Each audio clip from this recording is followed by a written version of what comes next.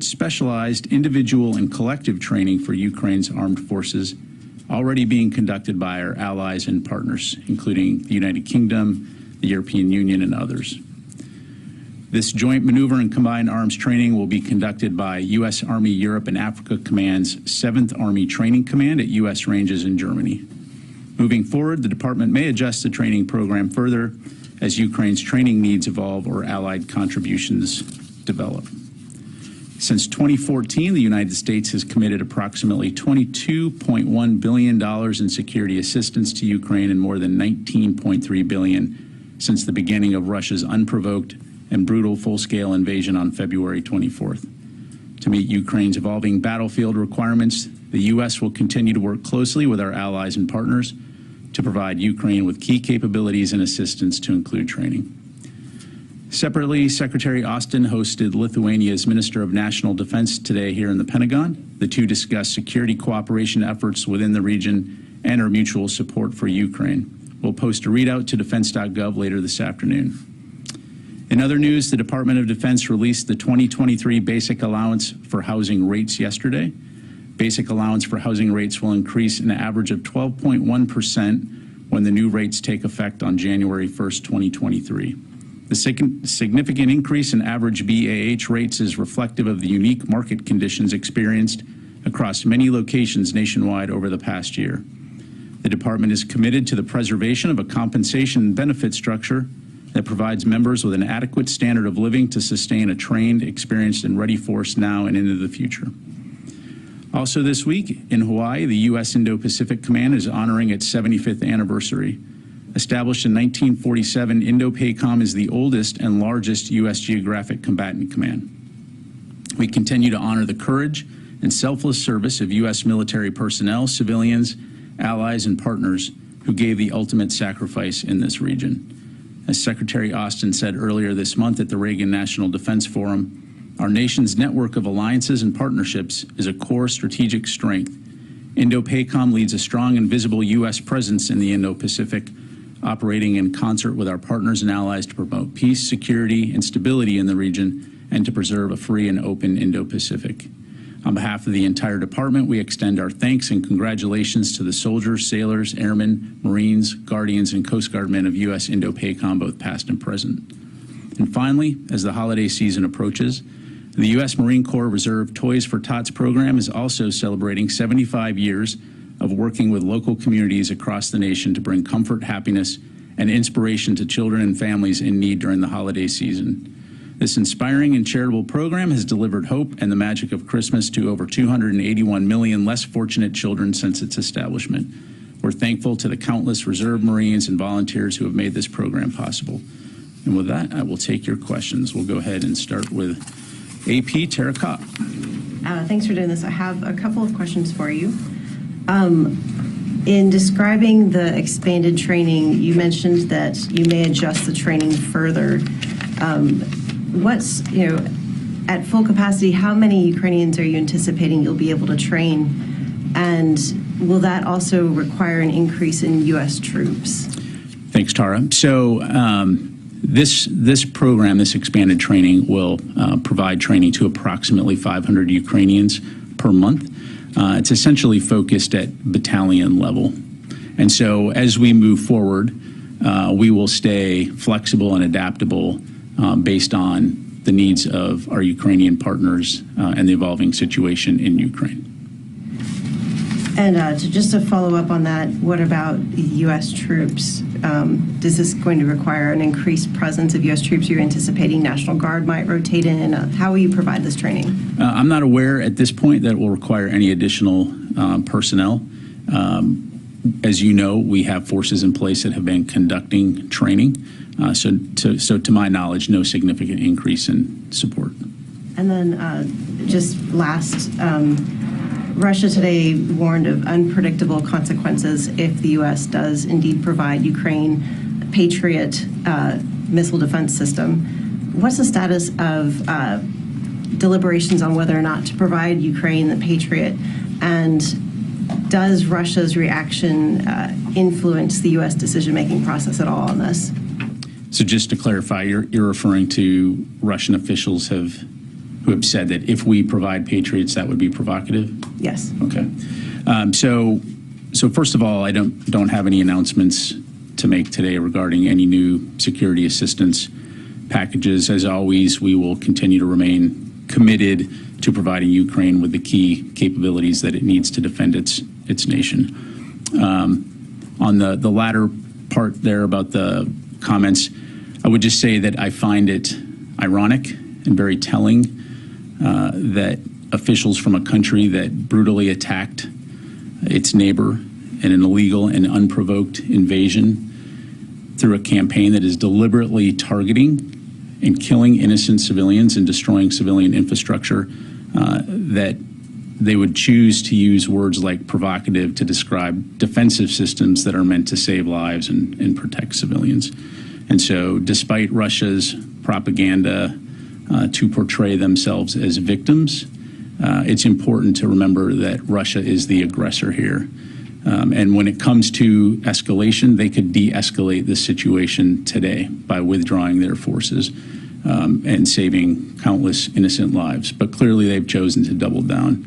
And the last thing I would say is the U.S. is not at war with Russia, and we do not seek conflict.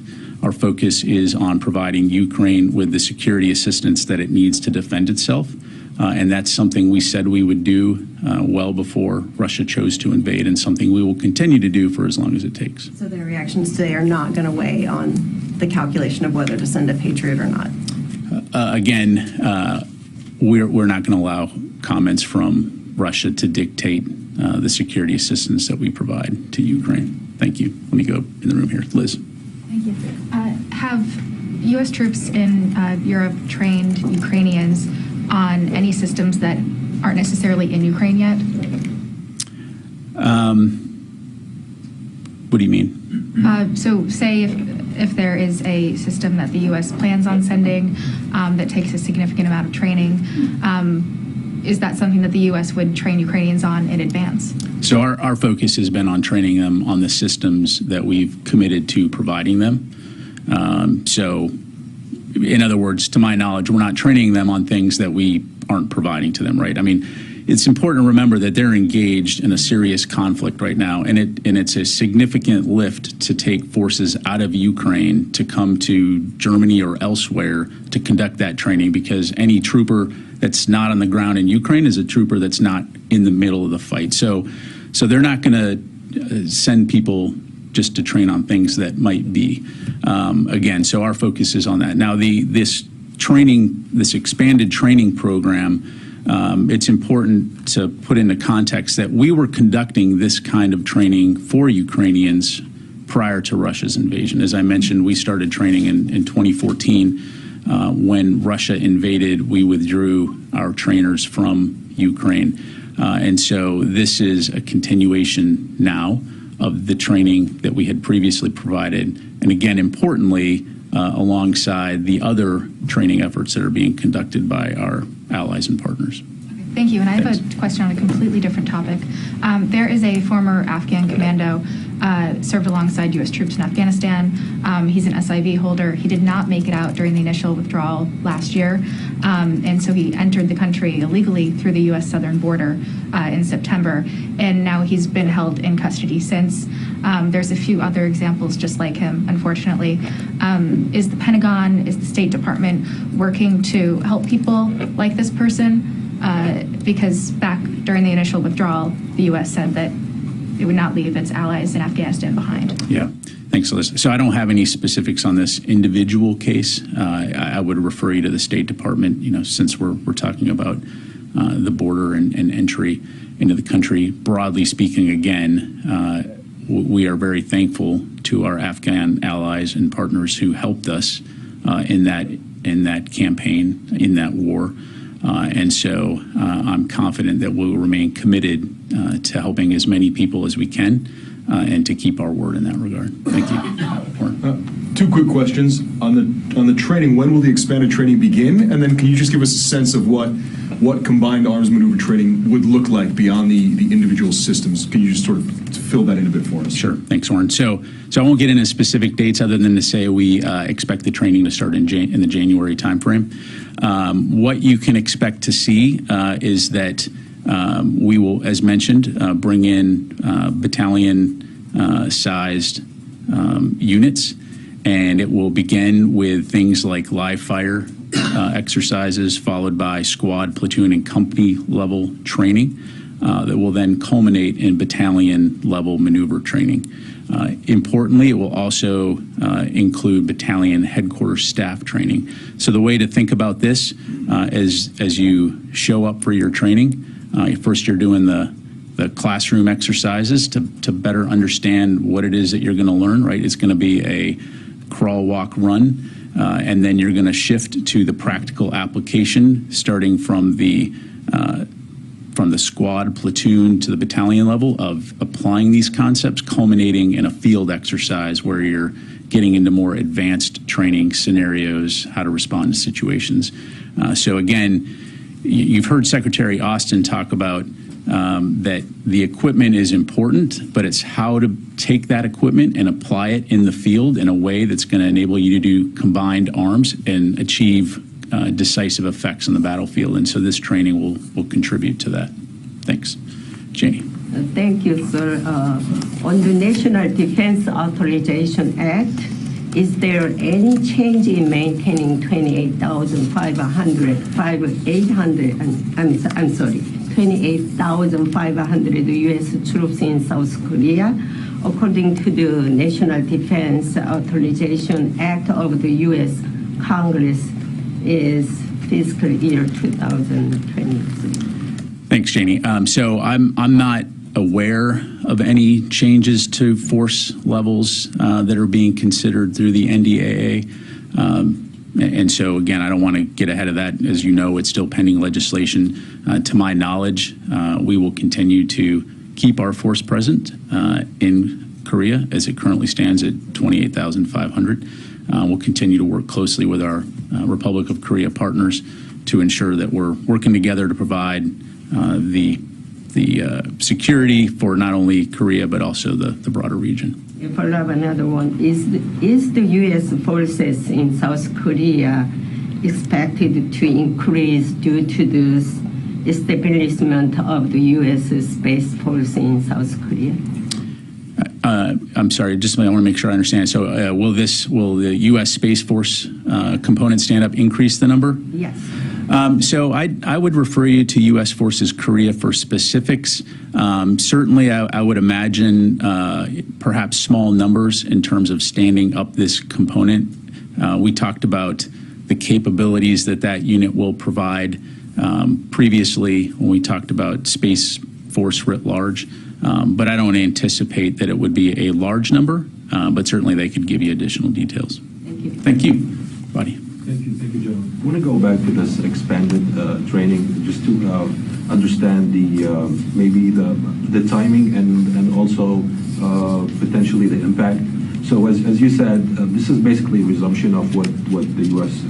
National Guard has been doing since 2014, was disrupted by the Russian war. So is the timing the decision to resume it now because you anticipate some slowing down in the war because of winter or because of maybe what the Ukrainian troops were able to achieve so far so they can have more, afford more troops to go to Germany and train? And the second part of it is, what are you hoping to achieve by expanding this type of training, and what do you hope to see as an impact in the field in the future? Sure. So what I would say is from the beginning, so first of all, going all the way back to 2014 and our security cooperation relationship with Ukraine, this is something, as you highlight, that we've been doing for a while. With Russia's invasion of Ukraine, certainly the focus has been on providing those immediate battlefield needs that they need to be able to check Russian aggression and defend their country. And so that conversation continues to evolve in terms of the kinds of assistance that we need to provide. And so In the immediate aftermath of the invasion, our focus has been on providing specialized equipment training, HIMARS, NASAMS, those kinds of things to enable them to operate those systems in the field.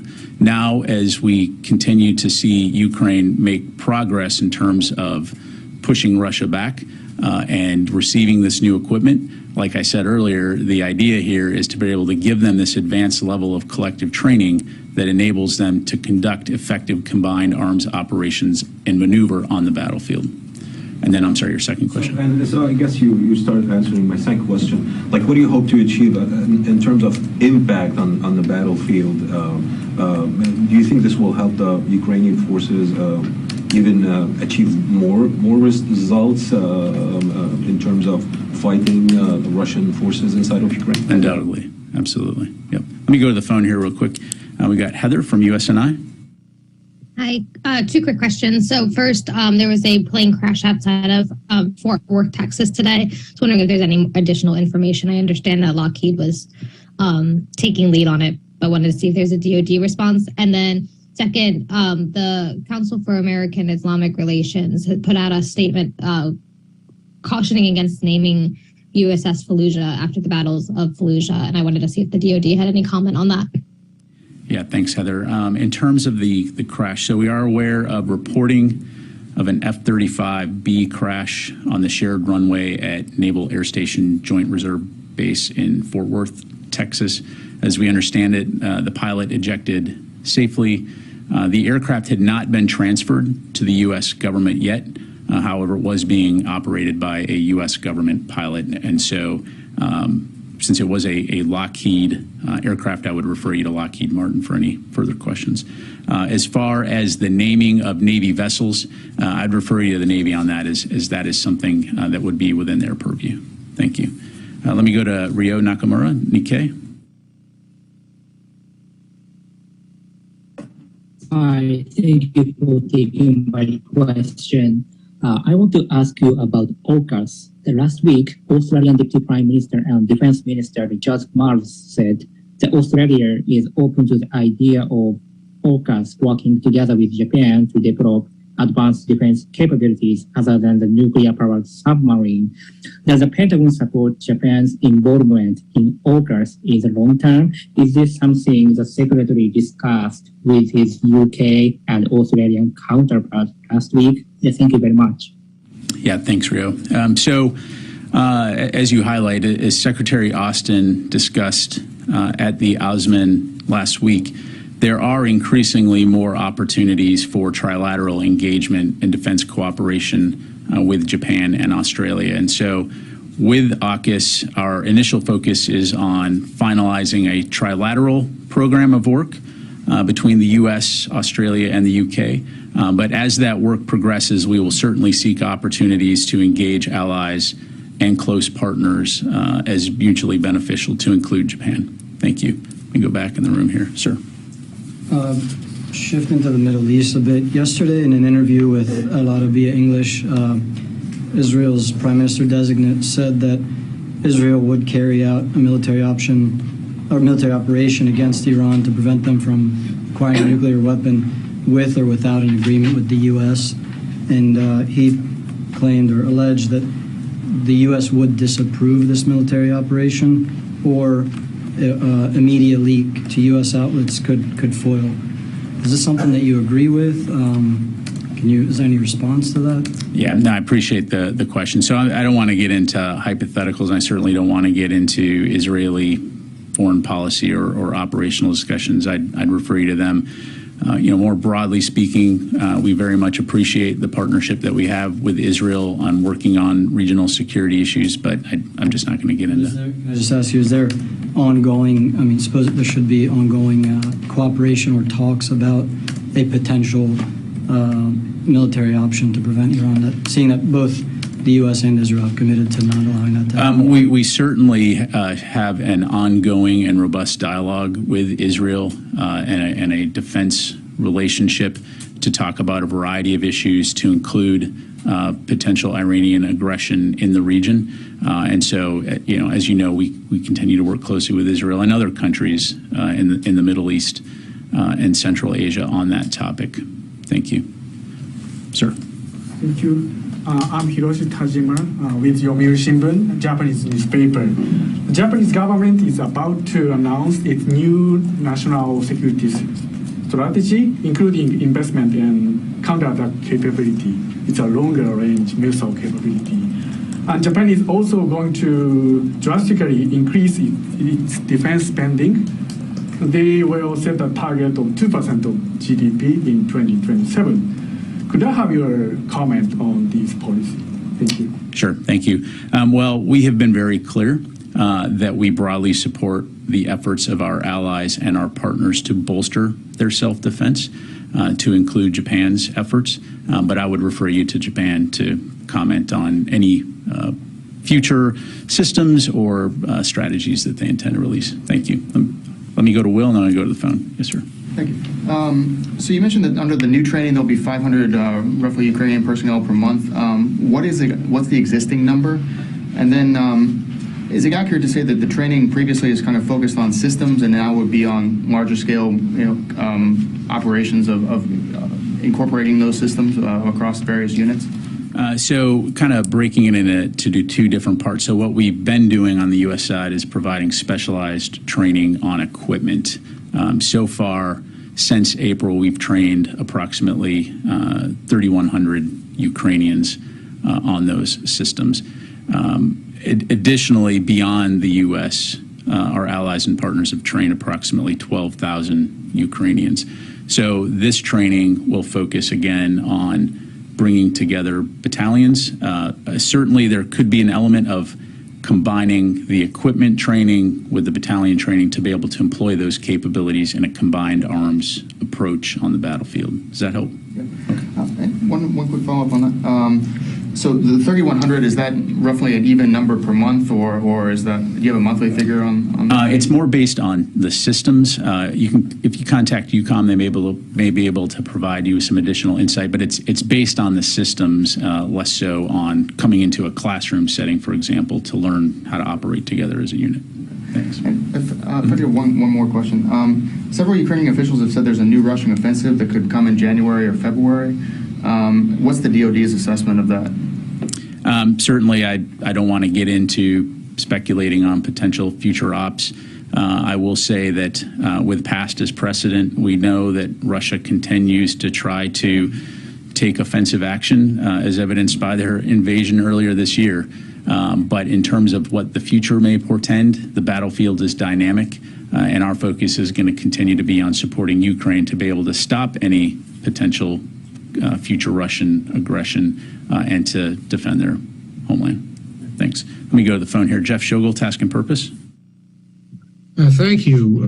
Earlier, a senior defense official had said the Russians may have to start using 40-year-old munitions next year because they're burning through their stockpiles so quickly. I just want to get some clarity. Are the problems the Russians facing that their defense industry cannot keep pace with operations in Ukraine, so they're not able to make shells and rockets quickly enough? Or is it that the Russian military is simply not managing their munition stockpiles efficiently? Yeah, thanks, Jeff. So kind of an element of both. Production is a challenge. The burn rates that they've been employing artillery at has been extremely high. And so going through the ammunition that would be considered newer ammunition has put them in a situation where they're rapidly running out of that type of ammunition that would give them high confidence that it would work. So this is, as you highlight, forcing them to use, in some cases, degraded ammunition and from older stockpiles. It is important to point out that we do assess that Russia does have a deep inventory of degraded ammunition, artillery, from which they can draw. But again, the challenge here is by using older ammunition, you do run into the potential of effectiveness, dud rates, confidence in whether or not it's going to explode as expected. Thank you. All right, let me go to George Castle. Thank you, General, for doing this. I have three questions. First question is, the Russian long-range missile system on board the Su-35S and China uses for the J-20 fighter jet. It is said that Ukraine shot down a Su-35S and turned it over as a joint inspection to the U.S. and U.K. By having this aircraft, will this aid NATO air forces to jam the capabilities of the onboard system? Yeah, thanks for the question, George. I don't have any information to provide on that. Thank you, though. Let me go back to the second question is, so what are your thoughts on the B-21 Raider without giving Arsenal specifics? The B-21 Raider, I think it's going to be an awesome aircraft. Thank you, sir. On the record, you know, and I think if you had the opportunity to watch the unveiling and listen to Secretary Austin's remarks, the B-21 will provide the United States an unparalleled capability, strategic capability, both conventional and nuclear, which will serve as a very strong deterrent, but also provide our nation with options should we need to go to war. And so this will be a game changer for the United States military, for our allies and our partners, and take us into the next generation when it comes to strategic bomber aircraft. Thank you, George. All right, let me go to the room. Yes, ma'am. And then I'll come to you. This is Ria Kiyomiya from Asahi newspaper. I would like to follow up on question on Japan. Since Japan plans to increase its defense budget and adopt its counter-strike capability, from the viewpoint of U.S. integrated deterrence, how will such Japan's effort align with U.S. effort to deter China and other adversaries? Sure. Well, again, without talking about internal domestic Japanese decisions, I will say more broadly speaking, as I highlighted earlier, one of our core strategic advantages as a nation, but also as an international community, is the alliances and partnerships that we share. Critical and important allies like Japan investing in their defense capabilities, just like all of our other allies and partners in the region, sends a clear message that we are committed to preserving a free and open Indo-Pacific to deter aggression and hopefully ensure and maintain regional security and stability. Thank you. Ma'am. Yes, Erin with Kyoto News. Secretary Austin said how important it was that China kept an open door of communication, specifically President Xi. Have they spoken lately? Has Secretary Austin? Yes, spoken with General Wei. So they did speak in Cambodia. That was their last conversation. Is there any reason why? Has Secretary Austin tried to speak or reach out with General Wei, or General Wei reach out to? So it seems like a long time ago, but that was only a couple of weeks ago. And so at this point, as we highlighted in our readout from that engagement, both leaders were committed to keeping the lines of communication open and to working to have subordinate levels of command be able to communicate with one another. And so I don't have any details to provide specifically today, but that is an area that we continue to focus on, is increasing those channels and providing those opportunities for U.S. personnel to engage with their counterparts on the PRC side. And so I think going forward, Secretary Austin is certainly open to continuing the dialogue with Minister Wei. And so when there's an opportunity or when we have something to announce, we'll certainly do that. Thank you. Louis. Two things. On the training in Germany, did you say that there's going to be an increase in the number of National Guard forces that will be conducting this training? Or is it going to be the same New York National Guard unit that's doing it right now? I would refer you to U.S. Army Europe and Africa Command. They may be able to provide you some additional details. The Security Assistance Group Ukraine will be overseeing that. I don't have specifics on which units per se will be conducting that training. And shifting to an earlier question from Liz, Congress is currently discussing the Afghan Adjustment Act. I know you referred her question to the State Department, but In the past, has the Pentagon been advocating for any changes or any adjustments in the status of SIV applicants who, were evacuated in August of 2021? And has the Secretary himself been personally involved in this, given the significance that these were individuals who worked with U.S. military personnel in the past? Yeah, thanks, Louis. Let me take that question and we'll come back to you. Thank you.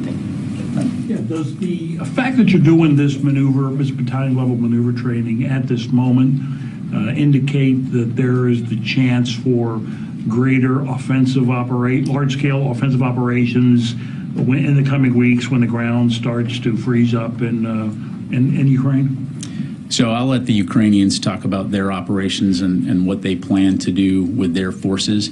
Again, as it has been since the beginning of this invasion and since we've been providing security assistance, our focus is on providing them the capabilities they need to be successful on the battlefield. And so certainly this training will enhance the skills and capabilities of Ukrainian armed forces on the ground, but they need to be the ones to talk about what they plan to do. Thank you. Let me go to the phone here. Patrick Tucker, Defense One. Hey, thank you for doing this. So this entire debate around Patriot missile batteries to Ukraine speaks to Ukraine's ongoing sophisticated air defense needs. The U.S. has spent hundreds of millions of dollars on research and development into directed energy weapons to specifically take on drones, and have even deployed some with success against other Iranian drone systems. So given that the U.S. has developed and deployed directed energy weapons specifically for counter-UAS operations, are you talking with the Ukrainians about the role that directed energy weapons might play in their air defense needs? Yeah, thanks, Pat. So again, we maintain a robust dialogue with our Ukrainian partners alongside our allies and our international partners about what Ukraine's security assistance needs are. As a matter of policy, we're not going to get into previewing things that we may or may not be considering or providing. But again, going forward, we're going to stay flexible and adaptable based on the situation on the ground. So nothing new to announce or preview in that regard. But again, we're going to continue to discuss and listen when it comes to Ukraine's security assistance needs. Okay, let me go to Phil Stewart, Reuters. Hey there. Thanks. I think Pat Tucker might have had a follow-up. But real quick, just to clarify on the main announcement, is there going to be any air component to the training? And I just want to be crystal clear on the skill level of the Ukrainian forces that you're bringing in. I mean, these people that have already been trained on the individual systems, and now you're helping them do the combined arms and joint maneuver stuff, or are these people that are kind of new recruits? And also, are there any countries, I think at one point you said U.S.-led training, so or is it just strictly U.S. training? Thanks. Yeah, thanks, Phil. So I'll defer to Ukraine to talk about who they plan to send to this training. And this is, joint operations, joint maneuver operations training. And so primarily ground focused, but with an eye towards combined arms. So certainly an aspect of combined arms is working with air capabilities, although this particular training is again focused on ground units per se. In terms of, and I'm sorry, what was your second part of your question?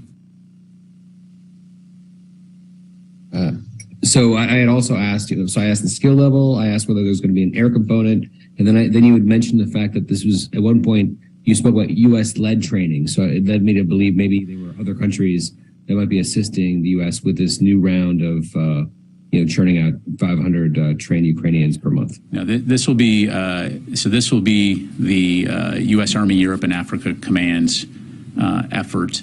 I would refer you to Security Assistance Group Ukraine in terms of whether or not there's any allied or partner representation on the training program.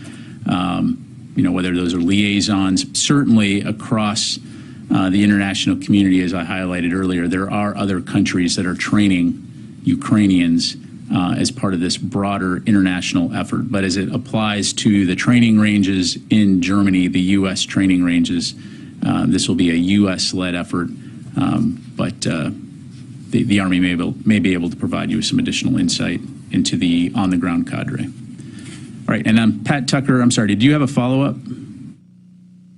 I'm good, thanks. All right, let's go to Tony Capaccio, Bloomberg.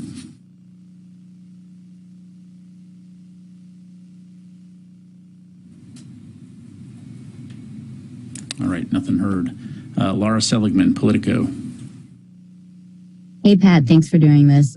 Just to follow up on a couple things. First of all, for this training, are additional U.S. troops going to be deployed to Germany to do this training, and how many and when? And then second, I wanted to ask about the F-35 crash. Can you talk about the damage to the plane? Is it going to be flyable? Yeah, thanks, Laura. On your second question, I'd refer you to Lockheed Martin, since that is their aircraft. It had not been transferred to the U.S. government yet. In terms of U.S. forces that will be supporting this training, again, the Security Assistance Group Ukraine will be overseeing the training, the 7th Army, let me find my notes here, U.S. Army Europe and Africa Commands, 7th Army Training Command will be leading the training. So I'd refer you to them, but no significant addition of U.S. forces beyond what we've already got in country, in the theater. Thank you. All right, we'll go with the last question. Yes, ma'am.